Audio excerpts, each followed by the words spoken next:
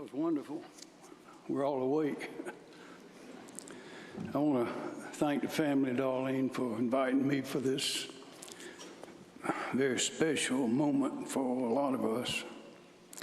We meet in sadness over the loss of one of South Carolina's greatest sons, but also to celebrate this poor boy from a little town in South Carolina, as he called himself, to celebrate what he accomplished through grit, determination, character for his state, his country, and the world.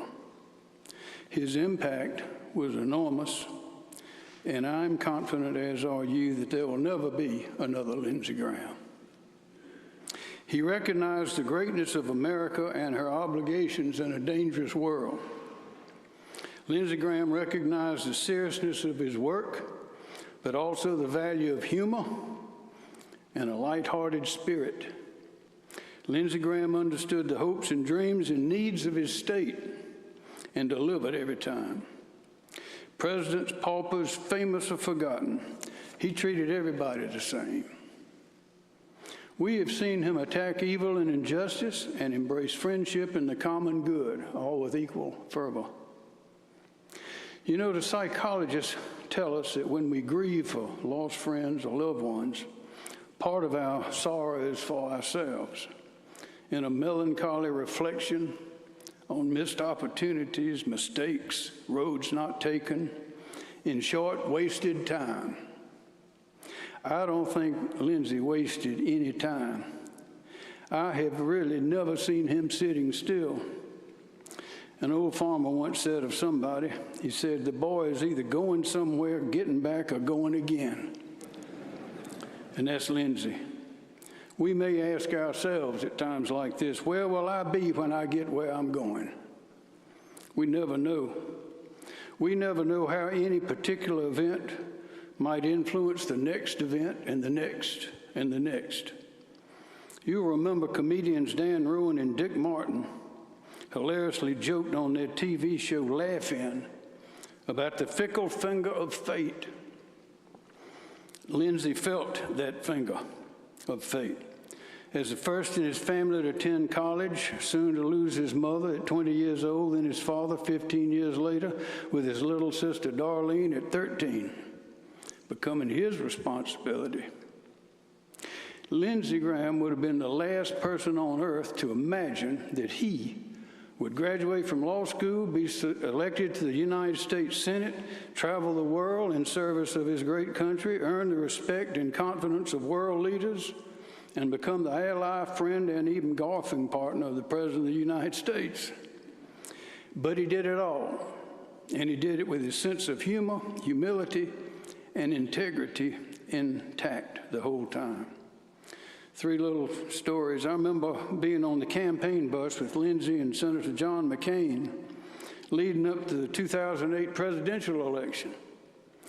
There was a show, it's called the Ali G Show on TV. Maybe y'all remember it. It had a character named Borat who was a reporter. The episodes were absolutely ridiculous. As the bus rolled along, Lindsey would invariably begin retelling those scenes, acting them out, first through chuckles, then laughing, until finally his words became incoherent, by which time Senator McCain would be in hysterics.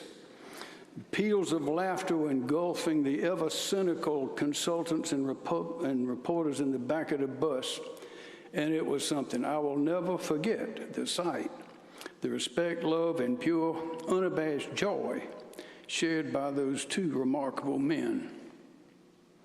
I also remember being in a crowded conference room one time in the White House a few years ago with President Trump, Lindsey, Senator Tim Scott, Congressman Joe Wilson, Attorney General Alan Wilson, and the various Department of Energy officials and staff.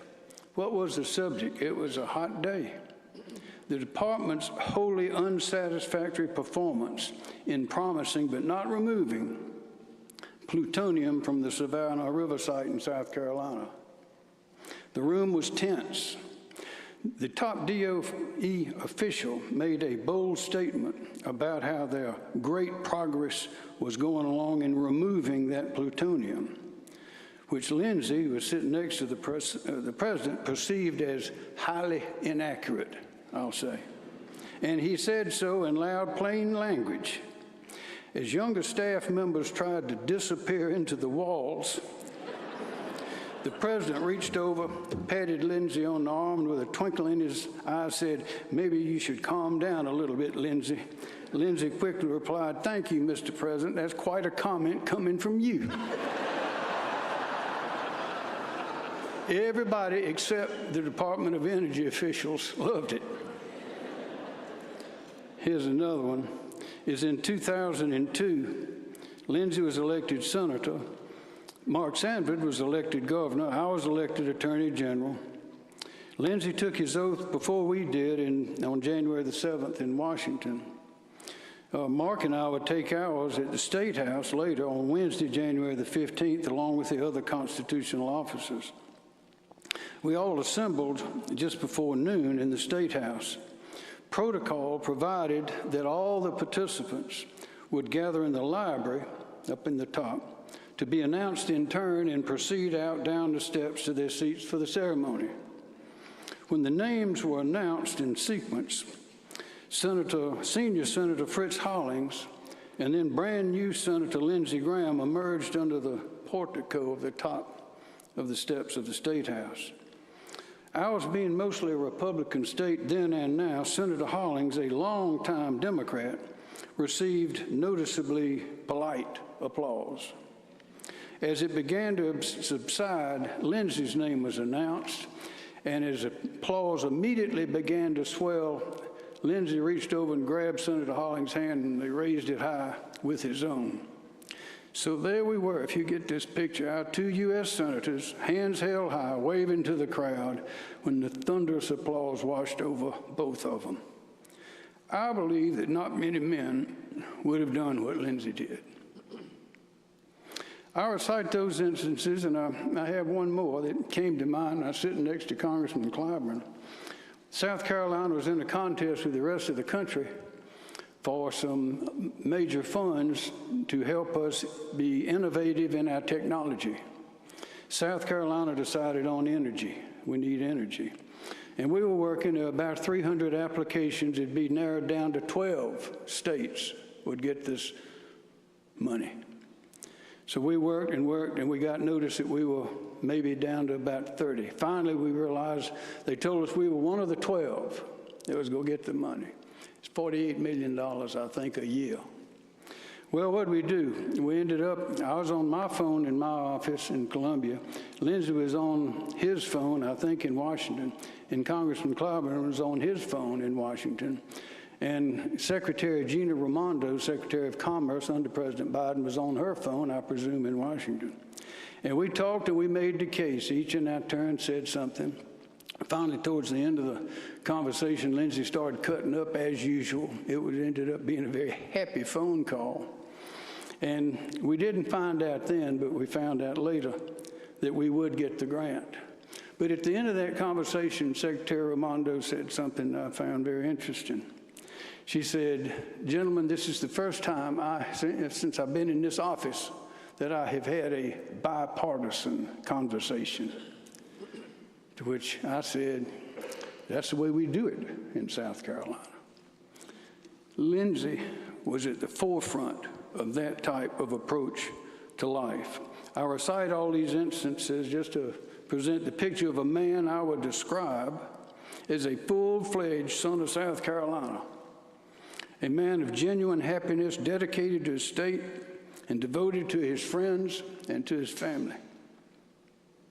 Yet, a man who, to protect the people of his state or in response to injustice, could bring forth a torrent of ferocious firepower as great as any battleship. We saw a glimpse of this, all of us did, on television when Brett Kavanaugh was under unfair attack in his Supreme Court justice hearing. Today, in our 250-year anniversary since the birth of our nation, through a violent revolution, I am confident that South Carolina's great leader, Christopher Gadsden, general, statesman, and creator of the Don't Tread on Me flag, would be very proud of Lindsey Graham. I know I am, and I know that you are. I know that people all over the world are, and we are deeply grateful for the life of this poor boy from a little town in South Carolina. We have great music in this church. My church is down the street, but this church got great music, so is mine. We don't have 500 people in the choir, though. If the singer-songwriter Vince Gill were here, y'all maybe know the song. I bet I know what he would say. He'd say, "Go rest high on that mountain. Son, your work on earth is done. Go to heaven a-shouting, love for the Father and the Son." We love you, Lindsey. Goodbye until we meet again.